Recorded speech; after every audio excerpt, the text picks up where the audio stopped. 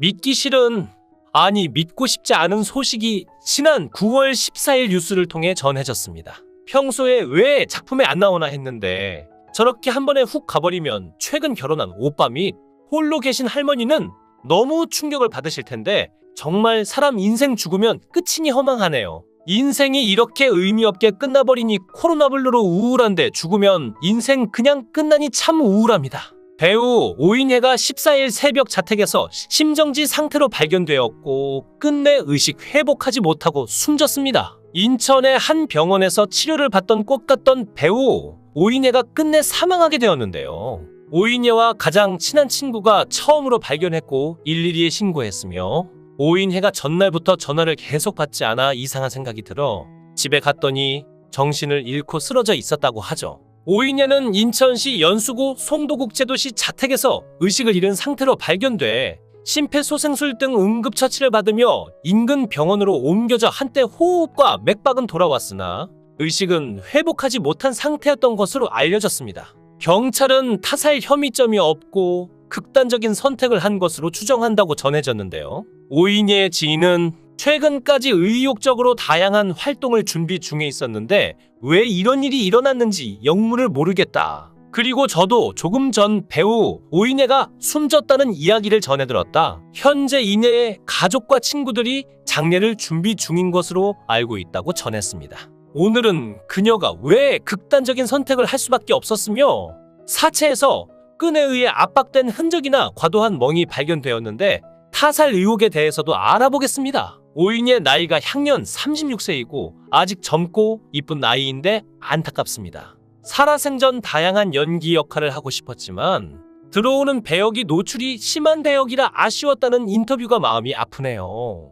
대중에게 기억되는 배우 오인혜로서의 커리어는 크게 두드러지지 않습니다. 2010년 우리 이웃의 범죄에서 단역으로 데뷔한 이래 영화나 드라마에서 주로 비중이 크지 않은 조연으로 활동해왔죠. 그녀가 자신의 인지도를 대중에게 각인시킨 가장 유명한 장면은 사실 연기 활동을 통한 필모그래피가 아니라 영화제에서 보여준 파격적인 노출 패션이었습니다. 2011년 제16회 부산국제영화제에 초청받은 박철수 감독의 붉은 바캉스 검은 웨딩에서 수지 역으로 출연했던 오인혜는 영화제 레드카펫 행사에서 중요 부위만 살짝 가리고 상체가 거의 드러나다시피 한 파격적인 레드 드레스를 입고 등장하여 화제가 됐었죠. 여배우들의 시상식 노출 패션에는 익숙한 기자들이나 영화제 관계자들도 오인혜의 패션에 대하여 한동안 당황한 기색을 감추지 못하고 저 배우가 누구냐고 확인할 정도였는데요. 그날 부산 영화제에는 국내외를 망라한 최고의 배우들이 대거 레드카펫을 밟았지만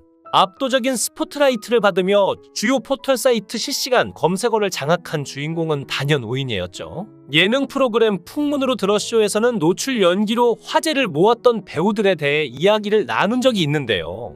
이날 MC 박하나는 할리우드 영화 제작자 하비 웨인스타인 성추문 사건에 대해 이야기하던 중 저도 여자 연기자라 남일 같지 않다. 노출 연기를 한다는 것이 상당히 부담스럽다고 입을 열었죠. 이에 한 기자는 노련한 배우들도 노출씬을 굉장히 어려워한다면서 전도연 씨 같은 경우에도 노출씬을 찍고 수치심을 느낀 적이 있다고 인터뷰를 한 적이 있다. 과거 영화를 촬영했을 때 사람들의 시선이 노출에만 초점을 맞췄다더라. 건강미인 당당한 배우 김혜수 씨도 영화를 통해서 전라 노출을 감행한 바 있다. 그는 이 작품을 통해 여우주연상을 휩쓸었다.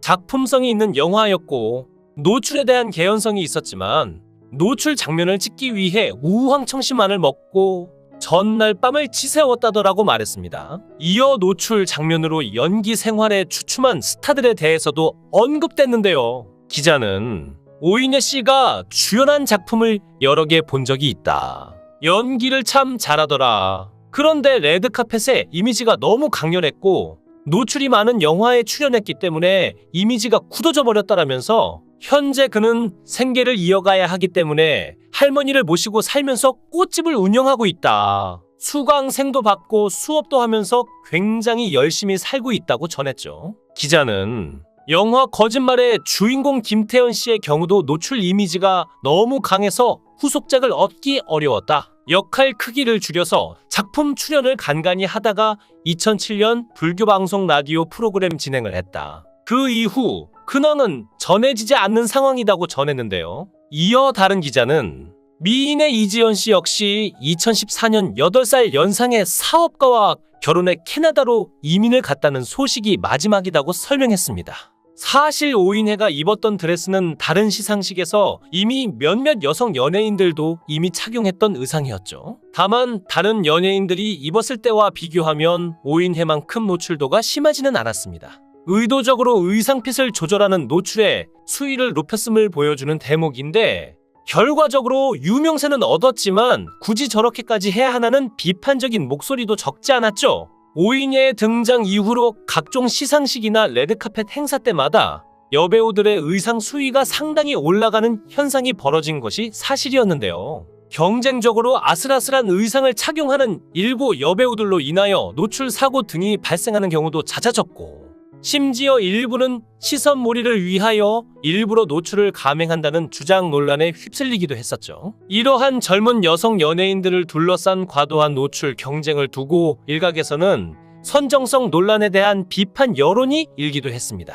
연기력이나 재능으로 인정받을 생각은 안 하고 몸매를 과시하여 주목을 받으려고 한다는 지적인데요. 또한 파격 패션으로 주목받는 새로운 여성 연예인이 나올 때마다 오인혜 역시 덩달아 원조처럼 몇 년째 소환되는 패턴이 반복되기도 했습니다. 오인혜는 훗날 SBS 토크쇼 강심장에 출연하여 당시 의상과 관련한 뒷이야기를 털어놓은 바 있는데 당시 소속사 없이 활동해서 스타일리스트도 없었기 때문에 혼자 모든 걸 준비해야 했고 드레스도 어렵게 구해서 입었다고 해명하며 신인이라 사진 한 장이라도 더 찍히고 싶어서 이 드레스를 골랐다고 노출에 이유가 관심을 받기 위해서임을 솔직하게 고백했죠. 인지도가 떨어지는 무명 여배우로서 영화제 같은 큰 무대에 초청받아 레드카펫을 밟을 기회가 매우 드문데 짧은 순간 내에 어떻게든 자신의 이름이라도 알리기 위해서는 불가피하게 노출이라는 수단을 선택할 수밖에 없는 현실적인 속사정과 고충을 보여준 대목인데요. 실제로 오인혜 이후로도 수많은 무명의 젊은 여배우들이 비슷한 시행착오를 거듭하고 있는 경우가 많습니다. 오인혜에게도 데뷔 초기 노출로 인한 섹시 스타 이미지가 각인된 것은 물론 단기적으로는 득이 된 부분도 있지만 장기적으로는 오히려 피해가 된 측면이 적지 않죠. 오인혜는 2012년 MBC 사극마에 KBS 드라마 스페셜 환양 쥐불놀이 2014년 영화 설계 등에 출연하여 꾸준히 작품 활동을 이어갔지만 그다지 비중 있는 역할은 맡지 못했고 작품들도 그리 크게 성공하지 못한 경우가 대부분이었습니다. 2010년대 중반 이후로는 사실상 공백기가 길어지며 영화나 드라마에서 더 이상 얼굴을 보기가 힘들어졌고 특별 출연에 가깝던 MBN 연남동 539에서 주은 역할이 연기자로서 그녀의 마지막 필모그래 피었죠. 오인혜는 연기 활동이 뜸해진 이유로 배우로서 새로운 모습을 보여주고 싶은데 매번 섹시하거나 판모파탈 같은 역할만 들어온다는 고충을 호소하기도 했고 배우로서 자신의 영역을 구축하기도 전에 영화제에서 보여준 노출 이미지로만 소비되는 것은 큰 부담이었을 것입니다. 또한 오인혜는 파격 드레스 사건 이후 수년째 많은 악플에도 시달려왔음을 고백한 바 있는데요. 노출로 주목받으려는 연예인, 꼬리표에다가 기사가 올라올 때마다 가족에게도 악플이 쏟아졌다고 토로한 바 있죠. 아직도 매년 영화제나 시상식이 있을 때마다 오인혜의 드레스 패션도 역대 화제의 장면으로 묶여서 함께 소환되기 일쑤인데요. 비록 본인의 선택이었고 짧은 순간 그로 인하여 주목을 받은 것도 엄연한 사실이지만 대표작을 남기지 못한 여성 연예인으로서는 언제부터인가 잊혀질 권리조차 박탈당한 그 순간이 두고두고 발목을 잡는 족쇄처럼 느껴졌을지도 모릅니다. 오인혜는 지난 몇 년간 배우로서의 영역을 벗어나 새로운 삶을 개척하는데 도전하는 모습을 보여줬는데요. 플로리스트로 전업하여 꽃가게를 열기도 했고 개인 유튜브 채널도 개설하여 메이크업이나 여행에 대한 컨텐츠를 올리기도 했죠. 오인혜는 최근까지도 다양한 번외 활동을 하면서 한편으로는 언젠가 연기자로서 좋은 작품을 만나 재기하고 싶다는 열망을 내비친 바 있는데요. 하지만 안타깝게도 오인혜는 배우로서 자신의 꿈과 역량을 제대로 펼칠 기회를 얻기도 전에 일찍 세상을 떠나 하늘의 별이 되었습니다. 경찰은 부검 여부를 확정한 뒤 수사를 진행할 것이며 일부 언론에서 밝히기로는 끈에 의해 압박된 흔적에 대해서도 조사 예정이라고 밝혔죠. 그리고 과도한 멍으로 인해 재차 부검이 신청되었지만 인천 연수경찰서 관계자는 국립과학수사연구원에서의 부검 결과 타살 혐의점이 없으며 극단적인 선택을 한 것으로 결과가 나왔다며 수사가 종결되었다고 밝혔습니다. 그녀의 집 주변 CCTV 카메라 영상, 출입자 증언 확인 조사 결과도 타살 혐의점이 없음이 확인되어 수사가 종결되었고 상기된 멍 자국은 병원 이송과 치료 과정에서 생긴 것이라고 합니다. 그런데 지난해 9월 14일 오전 오인혜가 작성한 것으로 추정되는 인스타그램 글에는 다 내 탓이죠. 남 탓하는 건 정말 싫어서 차라리 제 탓을 해요. 전 능력이 되는 한 다 퍼주는 스타일이긴 해요. 돈보다 마음을 주는 게 참 힘들고 비참해지네요 라고 적혀 있었죠. 오인혜는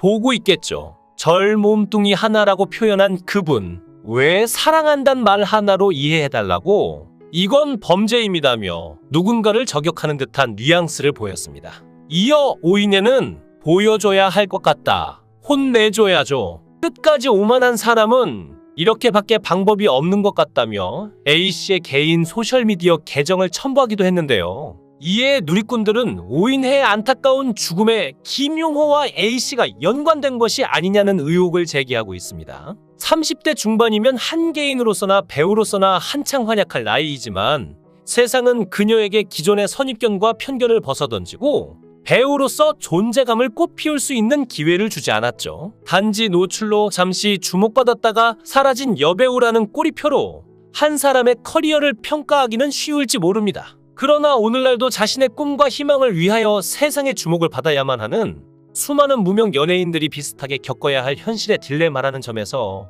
안타까움이 느껴지는 순간입니다. 대중은 또 한 명의 연예인이 세상을 등진 사연을 안타까워하며 그녀의 삶을 애도하고 있죠. 삼가 고인의 명복을 빕니다. 영상을 끝까지 시청해 주시고 귀한 시간 내주셔서 대단히 감사합니다. 구독, 좋아요 꼭 부탁드립니다. 더 좋은 영상으로 보답하겠습니다. 거원행 구독, 좋아요